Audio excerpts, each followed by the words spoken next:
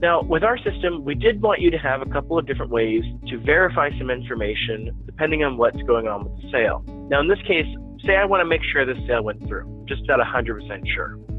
On the left-hand side here, we have an option called PT Activity.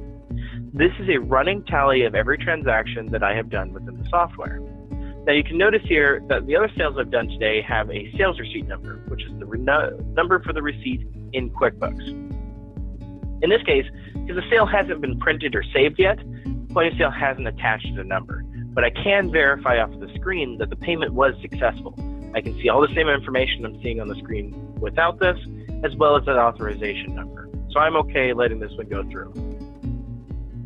As soon as I close that screen out, my next option here is either the Save Only, which prints no receipt, or Print the Receipt. Now, if I hit Save and Print, it's going to give me my options like I would normally look at, and I could print a receipt. I would go through and either set 1 copy or 2 copies and print that off. If you've already configured point of sale to do that automatically, it will do so.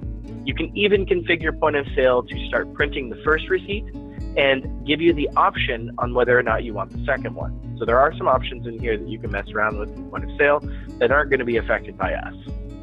And once that's completed, we'll see that the screen reverts back to normal and is ready for me to process my next sale.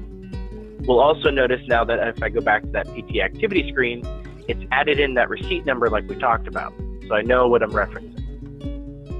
Now, that's our reporting, but let's take a look at what point of sale has for us.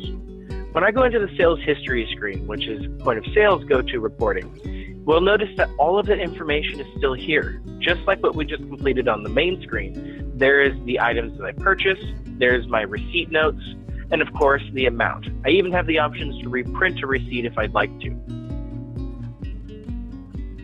If for any reason I need to dig in to these reports or find out more information, we've offered another screen from our software that gives you a little bit more granularity and makes it a little easier to search some of this information, and that's called PT History.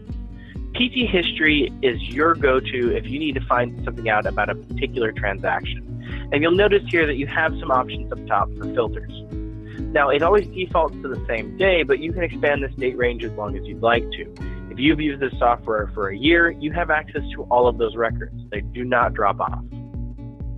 Once I have the information I'm looking for, I can even export that into an Excel spreadsheet for me to manipulate with formulas or keep for my own records.